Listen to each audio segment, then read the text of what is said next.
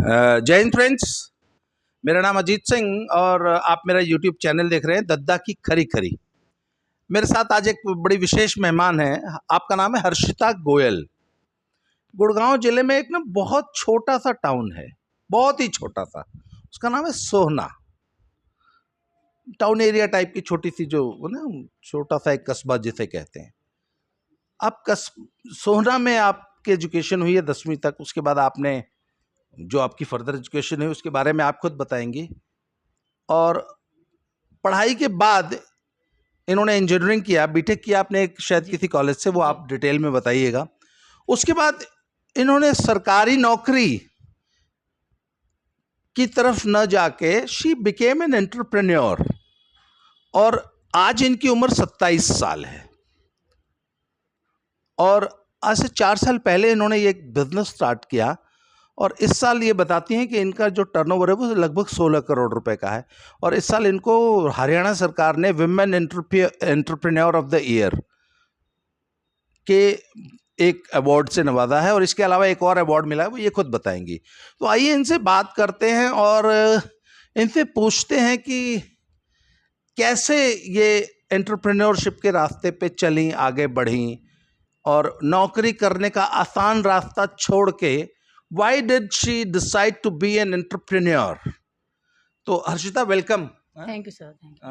तो हर्षिता पहले ना आप अपना बेसिक थोड़ा सा ऊपर कर लीजिएगा इसको। हाँ, आप अपने बारे में बताइए कि अपना बेसिक इंट्रोडक्शन आप अपने। मैं हर्षिता गोयल, डॉक्टर हर्षिता गोयल सोहना की रहने वाली हूँ। मैंने अपनी इंजीनियरिंग इलेक्ट्रॉनिक्स कम्युनिकेशन फील्ड में की है। उसके बाद मैंने बिज़नेस को चुना, जिसके लिए मैंने ट्रेनिंग जयपुर से करी, उसके बाद चंडीगढ़ से ट्रेनिंग करी, कुछ क्लासेस इस फील्ड में ली, उसके बाद इसको इंडस्ट्री का रूप दिया जी। अभी हम 350 से ज़्यादा प्रोडक्ट्स डेवलप कर रहे हैं। जो हमारा जो मेन फोकस रहता है वो हेल्थ की तरफ रहता है और इसमें हम सारा केमिकल फ्री काम करते हैं, जैविक तरीके से। इनिशियली जब हमने शुरुआती दौर में जब स्टार्ट किया था तो हमने पहले खेती से शुरू किया था, फार्मर्स को अपने साथ जोड़ा था। नहीं, हम इस पे थोड़ा सा बाद में जाएंगे। पहले मुझे एक बात बताइए, आपने जब 10th कर लिया तो उसके बाद फर्दर एजुकेशन आपकी कहाँ हुई, कैसे हुई, ये बताइए जरा। मेरी फर्दर एजुकेशन यदुवंशी शिक्षा निकेतन महेंद्रगढ़ से हुई। 11th-12th मैंने उधर से की। उसके बाद मैंने कॉलेज किया मानव रचना कॉलेज ऑफ इंजीनियरिंग फरीदाबाद से। अच्छा, फरीदाबाद से आपने बीटेक किया। जी।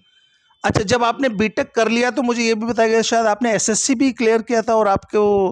हाँ, ये बताइए जरा। मैंने एसएससी का एग्ज़ाम भी क्लियर किया था और मेरा रिटन एग्ज़ाम्स उसके क्लियर थे, बट उसी के दौरान मैंने थोड़ा बिजनेस की तरफ मूव कर लिया और फाइनल मैंने नहीं दिया था। अच्छा, एसएससी आपने प्रीलिम्स क्लियर कर लिया था और फाइनल नहीं दिया। तो सरकारी नौकरी की तरफ न जाके एंटरप्रेन्योर बनने का ये ख्याल ये कब से आया मन में? इसमें जो था मेरा मेन कारण ये रहा, आरक्षण का जो था, हम जनरल कैटेगरी से बिलोंग करते हैं, तो मैंने जितना सीखा था, सुना था अपने टीचर से, फैमिली में, तो मैंने यही सुना था कि आपको बहुत हाई लेवल पे स्कोर लाना पड़ेगा फिर भी आपका रह जाए। तो मैं उसको लेके काफ़ी डिमोटिवेटेड थी, तो इसलिए मैंने बिजनेस की तरफ मूव किया। अच्छा, तो बीइंग अ गर्ल और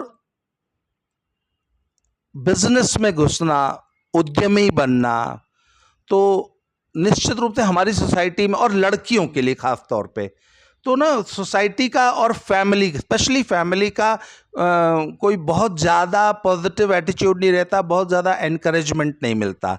तो आपकी फैमिली में उस वक्त क्या माहौल था और उनकी क्या सोच थी, ज़रा ये बताइए मुझे।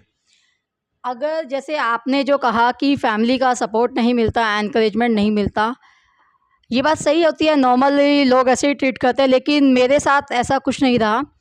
मेरी फैमिली ने मुझे बहुत सपोर्ट किया, मेरे फादर साइड की फैमिली ने भी और मदर साइड से भी, और मेरे खुद के फादर मदर ने, मेरी पूरी फैमिली ने। तो मैं आज यहाँ तक हूँ तो सिर्फ फैमिली और की बदौलत, मतलब मेरी बहुत बड़ी फैमिली है, दोनों साइड से ही मुझे पूरा सपोर्ट मिला।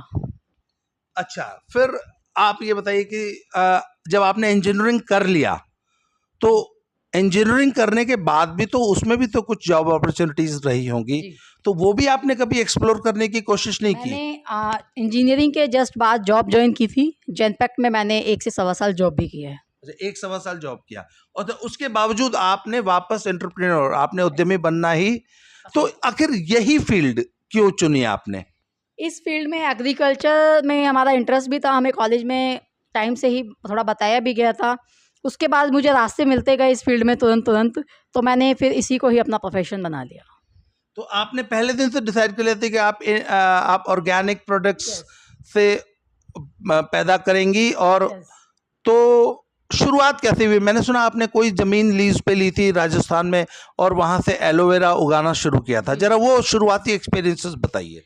मैंने 2018 की शुरुआत में राजस्थान में लीज पर ज़मीन लेके वहाँ से खेती शुरू की थी।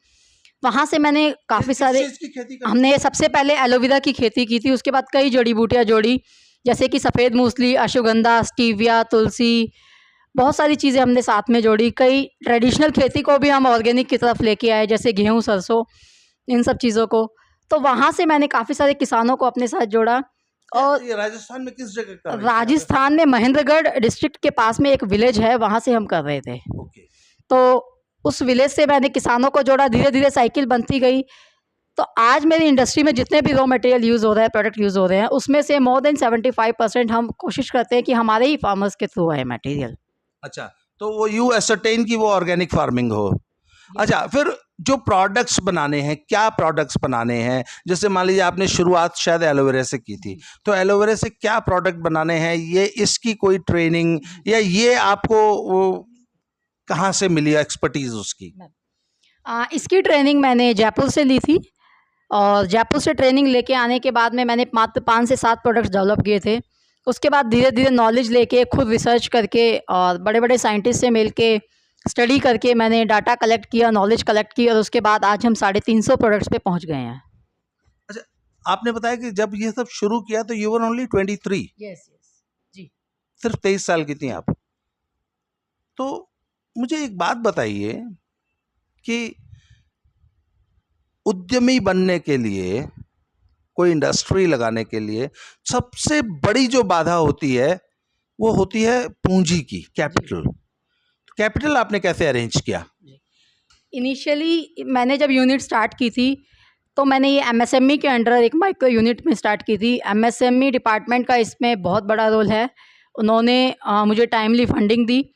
तो उसके बाद मैंने मात्र 25 लाख की फाइनेंसिंग करा के, बाकी इन्वेस्टमेंट खुद से और फैमिली से करके, खुद से ही करके, मतलब मेजरली अपने पार्ट से ही इसको शुरू किया। धीरे धीरे इसको बढ़ाया, और काफ़ी कम समय में रिज़ल्ट हमने देखे, तो मोटिवेशन बढ़ा, और इसको फिर आगे गवर्नमेंट में प्रोजेक्ट्स को अप्रोच किया। आज 4 साल बाद हम एक WHO अप्रूव्ड यूनिट को एस्टैब्लिशमेंट करने जा रहे हैं गुड़गांव में, फरूख नगर में, जो कि फुली WHO अप्रूव्ड होगी हर तरीके से, और एक्सपोर्ट ओरिएंटेड यूनिट होगी, जिसमें हाइजीन का मेजर ध्यान रखा जाएगा और क्वालिटी ओरिएंटेड काम होगा। अच्छा, आपने बताया कि आपको जो 25 लाख की फंडिंग मिली वो एक कोई बैंक लोन था, है ना? तो बैंक लोन लेने के बारे में ना देश में बड़ी भ्रांतियां हैं। बहुत सारे लोग तो इसको एक सिरे से खारिज कर देते हैं कि अरे नहीं, इसमें बहुत ज़्यादा करप्शन है, बैंक लोन मिलता ही नहीं, सिर्फ सिफारशियों को मिलता है, बहुत ज़्यादा रिश्वत चलती है।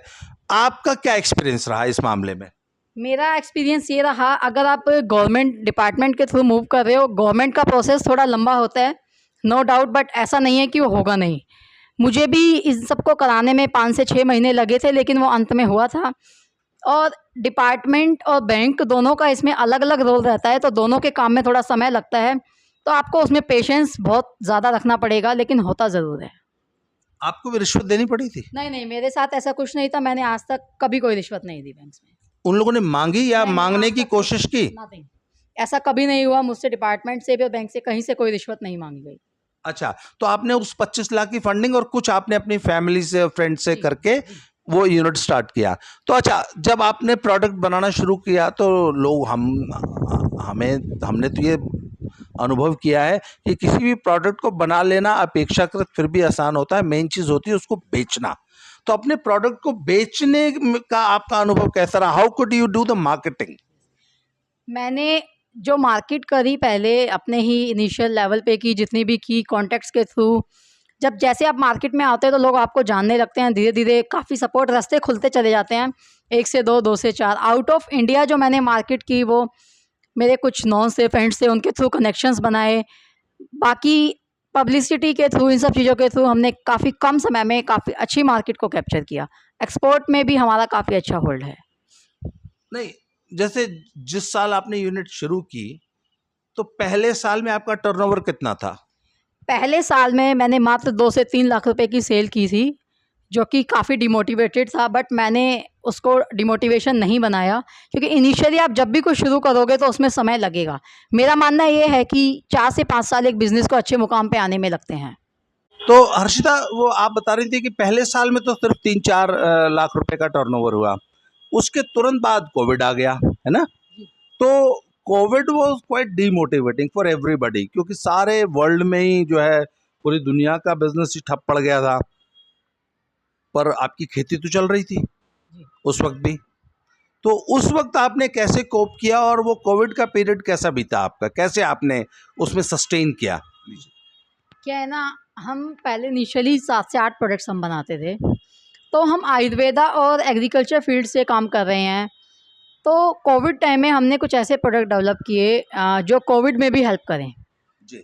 जैसे कि इम्यूनिटी बूस्टर, हमने एक जूस डेवलप किया, जो कि बहुत अच्छा हमारा कोविड टाइम में चला, लोगों को उससे बहुत बेनिफिट हुआ। इसके अलावा हमने आयुष क्वैत के नाम से एक काढ़ा डेवलप किया, जो कि बहुत चला।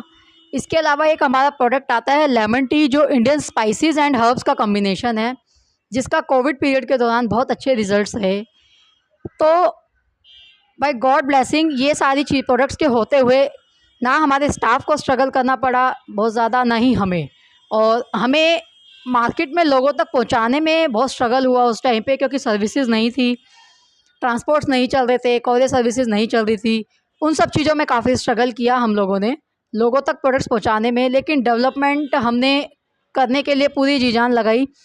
और रॉ मटेरियल को भी हमें अपने मैन्युफैक्चरिंग यूनिट तक पहुंचाने में बहुत ही ज़्यादा तकलीफ़ें हुई, लेकिन फिर भी हमने किया। तो इस तरीके तो कोविड तो आपके लिए एक तरीके से आपदा में अवसर बन गया। तो कोविड वाले पीरियड में आपका टर्नओवर कितना था? अवसर तो नहीं कह सकते इसको, हम इक्वल सिचुएशन में रहे, क्योंकि उस टाइम पे खर्चे बहुत ज़्यादा बढ़ गए थे। जो ट्रांसपोर्टेशन में 2 रुपये खर्चे आ रहे थे, उस टाइम पे 9 रुपये आ रहे थे, क्योंकि सर्विसेज बहुत कम थी। तो हम इक्वल सिचुएशन में रहे। हमारे लिए अवसर की बात ये रही कि हमने किसी भी एम्प्लॉय को, ना स्किल्ड ना अनस्किल्ड, किसी एम्प्लॉय को हमने हटाया नहीं, ना ही किसी की हाफ सैलरी की। पूर्ण रूप से वेतन पे हमने उनको रखा। अच्छा, मतलब आपने किसी की सैलरी कम नहीं की। और अच्छा, कोविड के दौरान आपका टर्नओवर कितना रहा? कोविड पीरियड की अगर हम बात करें तो 4 to 5 सीआर का रहा। 4 to 5 CR कोविड के दौरान भी आपने, मतलब आई बिकॉज थिंक हम लोगों ने सैनिटाइजर की भी मैन्युफैक्चरिंग की थी आयुर्वेदिक, तो उसको भी हम उसमें इंक्लूड कर सकते हैं। तो पहले साल में सिर्फ 4-5 लाख, परंतु दूसरे साल में 4-5। 2020 में आया था, तकरीबन 1.5 से तकरीबन 2 साल बाद बिजनेस के वो आया था कोविड। अच्छा, आपके बिजनेस के 2 साल बाद कोविड आया, और कोविड के दौरान आपने लगभग 4-5 करोड़ का बिजनेस किया। अच्छा, उसके बाद फिर कोविड आता रहा जाता रहा। कोविड आता रहा जाता रहा, उससे हम काफ़ी अफेक्ट हुए, बिकॉज सर्विसेज बंद हो जाती थी। एक बिजनेस जो लिंक्ड है, उसमें 10 तरीके की हमें चीज़ें चाहिए, like packing material, raw material, supply chain, ये वो। तो वो सारी चेन डिस्टर्ब होने की वजह से काफ़ी स्ट्रगल हो जाता था, कॉस्टिंग बहुत बढ़ जाती थी, बट फिर भी वो करना ही था। अच्छा, तो अब आपके बिजनेस को लगभग 4 साल हो चुके हैं जी। तो इस वक्त आपका टर्नओवर आपने कितना बताया था? इस वक्त हमारा टर्नओवर 15 to 16 है। 15 से 16 करोड़ का आपका टर्नओवर है। तो हर्षिता, मुझे एक बात बताओ, समाज में ना लड़कियों को, महिलाओं को हतोत्साहित करने के लिए बहुत सारे बहाने हैं हमारे पास। दुनिया बहुत बहाने बनाती है, भाई ये दुनिया अच्छी नहीं है, लड़कियों के लिए सुरक्षित नहीं है, पेरेंट्स नहीं चाहते कि लड़कियां इतना कोई काम करें, बस भैया पढ़ लिख लिया, एक ठीक ठाक सी एक नौकरी मिल जाए, उसमें भी लड़कियों के लिए मास्टरनी की नौकरी सबसे अच्छी, सबसे सुरक्षित होती है।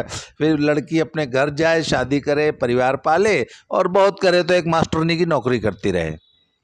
आपने इतना एक डेयरिंग, एक चुनौतीपूर्ण करियर चुना, और आज आप अपने, हालांकि अभी भी शुरुआती दौर है, पर मात्र 4 साल में एक लड़की 15-16 करोड़ का बिजनेस कर रही है, तो ये जो कहा जाता है कि ये दुनिया लड़कियों के प्रति बड़ी निष्ठुर है, लड़कियों के लिए सुरक्षित नहीं है, ये जो एक सोच है, आपका क्या अनुभव है? ये एक लड़की होने के नाते क्या आपको बिजनेस करने में या एंटरप्रेन्योर होने में कभी कोई महिला होने के कारण जो दिक्कतें आती हैं, कभी ऐसी कोई दिक्कत आई क्या? नहीं, मेरा एक्सपीरियंस इस चीज़ में कोई बैड एक्सपीरियंस नहीं है, मुझे ऐसी कोई दिक्कत नहीं आई। मेरा मानना ये है खुद के विज़न पे, खुद की थिंकिंग पे भी ये सारी चीज़ें डिपेंड करती हैं, तो मेरा ऐसा कोई बैड एक्सपीरियंस नहीं है। 4 से 5 साल की मेरी जर्नी का एक्सपीरियंस बहुत ही अच्छा एक्सपीरियंस है, मैंने ऐसा कुछ भी फेस नहीं किया। आपके पास नौकरी, आपने नौकरी हालांकि की भी प्राइवेट सेक्टर में, सरकारी नौकरी के भी रास्ते खुले हुए थे जी और वो अपेक्षाकृत बड़ा आसान, बड़ा सुरक्षित रास्ता होता है। जी नौकरी नहीं की, उद्यमी बनी। अच्छा, आज आप कितने लोगों को सैलरी देती हैं, कितने लोगों को प्रत्यक्ष और अप्रत्यक्ष? आपके पास 2 किस्म के रोजगार है ना, तो आप कितने लोगों को तो प्रत्यक्ष रोजगार दे रही हैं सैलरी के रूप में? मेरे पास 30 से 35 प्रत्यक्ष लोगों को मैं रोजगार दे रही हूँ। और अप्रत्यक्ष रोजगार जैसे किसानों को आपकी वजह से एक ट्रांसपोर्टर को भी तो जॉब मिलता है ना? अप्रत्यक्ष रूप से बात की जाए तो मोर देन 350 से ज़्यादा किसान हमारे साथ जुड़े हुए हैं, और बाकी सर्विसेज सेक्टर में देखा जाए तो 100+ लोग हमसे जुड़े हुए हैं। तो 350, 450 और 35 लोगों को आप सैलरी देती है, तो लगभग 500 लोगों को प्रत्यक्ष या अप्रत्यक्ष रोजगार दे रही हैं हर्षिता। हर्षिता के सामने एक बड़ा आसान रास्ता था कि सरकारी नौकरी के लिए किसी मुखर्जी नगर या ओल्ड राजेंद्र नगर में तैयारी करती रहती, 3-4 साल तैयारी करती, फिर ये अपनी किस्मत का रोना रोती कि हाय मैं तो सवर्ण हूँ इसलिए मुझे नौकरी नहीं मिली, हाय हम सवर्णों के लिए नौकरी नहीं है, हाय सरकार ने वैकेंसी नहीं निकाली, हाय मुझे नौकरी दो, हाय मैं बेरोजगार हूँ। एक तो ये रास्ता है, और एक रास्ता जो आपने चुना जहां आप आज 400-500 लोग, आप जॉब सीकर होने की अपेक्षा आप आज जॉब गिवर हैं, जी और प्लस देश की इकोनॉमी में 15-16 करोड़ रुपए का आपका डायरेक्ट, इतना तो डायरेक्ट आपका जो है ना योगदान है। जी तो आज के यूथ की जो ये सोच है ना कि हाय नौकरी नौकरी नौकरी नौकरी, नौकरी में भी सरकारी नौकरी, जी आज के यूथ के लिए क्या मैसेज है आपके पास? देखो, मेरा जो मेन कहना है मेरे एक्सपीरियंस के अकॉर्डिंग, किसी एक चीज़ को ना पकड़ने की बजाय उसके सॉल्यूशन को निकाल के आगे बढ़ना चाहिए। अभी आपने एक बात कही कि हम जनरल कैटेगरी से हैं, नौकरी नहीं मिल पाएगी, आरक्षण है, नौकरी नहीं मिल पाएगी, सरकार नौकरी की वैकेंसीज़ नहीं निकाल रही, सरकार वैकेंसीज़ निकाल रही है तो गलत कमिटमेंट कर रही है, पूरी नहीं कर रही है, या मतलब सरकार सैलरी भी दे रही है तो कम दे रही है, ज़्यादा काम ले रही है। तो मेरा कहना ये है, इन सब बातों की तरफ ना ध्यान देकर उसके सॉल्यूशन की तरफ जाया जाए। सरकार आम लोगों से है, और आम लोगों में मेरा जो एक्सपीरियंस है, मोर देन 70% पीपल यही सोचते हैं कि सरकार ये नहीं कर रही, सरकार वो नहीं कर रही।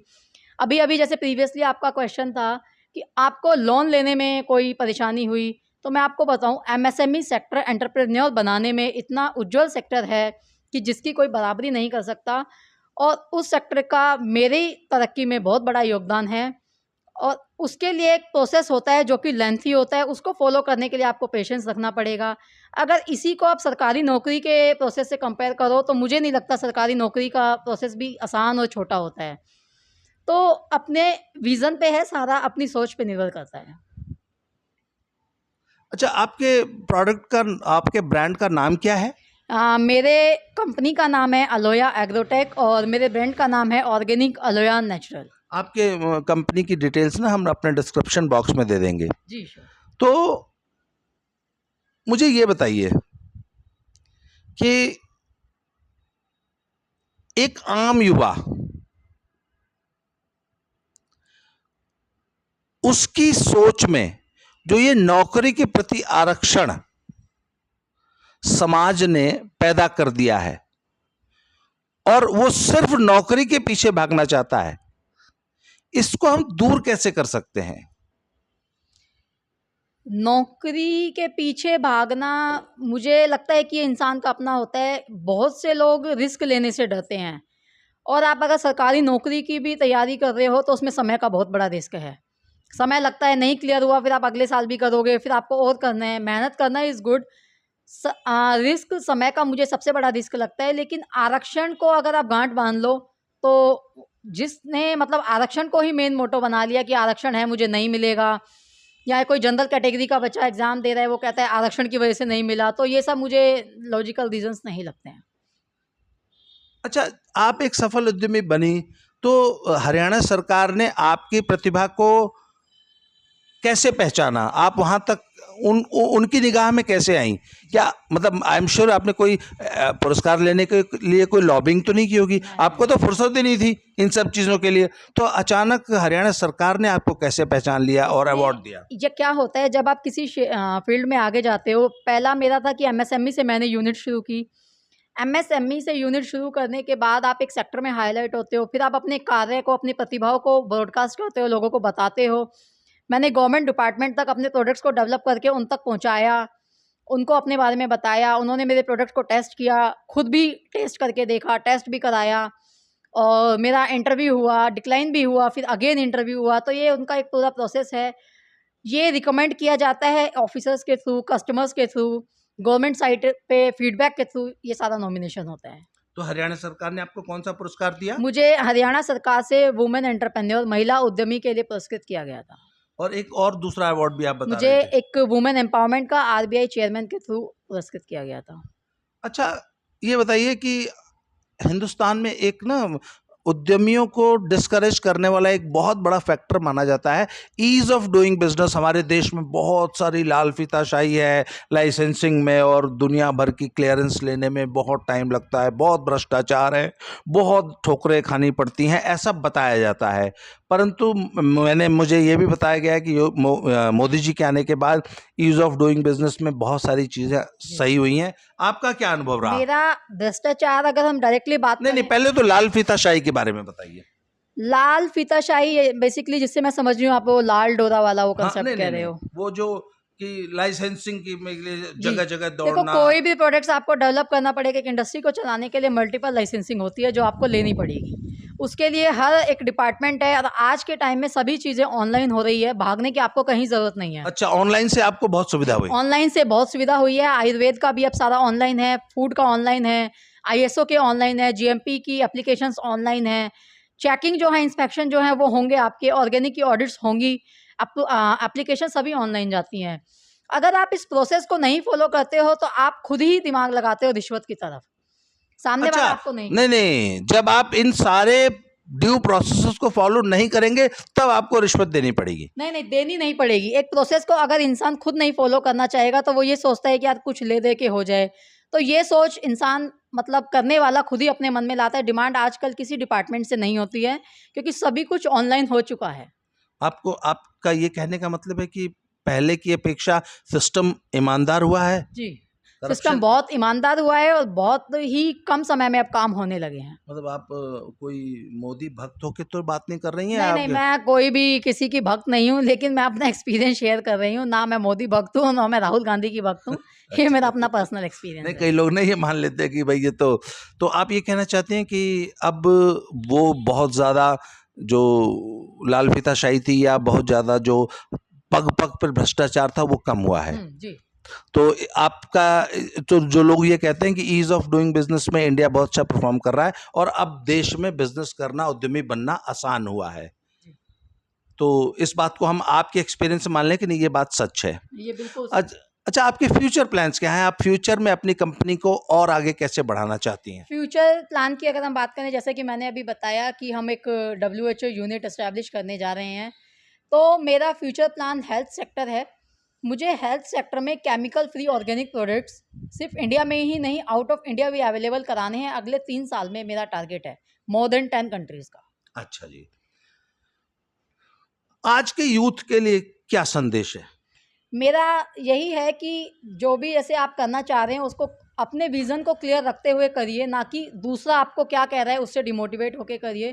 क्योंकि आप अगर एक कदम आगे बढ़ोगे तो 10 कदम आपको पीछे खींचने वाले साथ में मिलेंगे।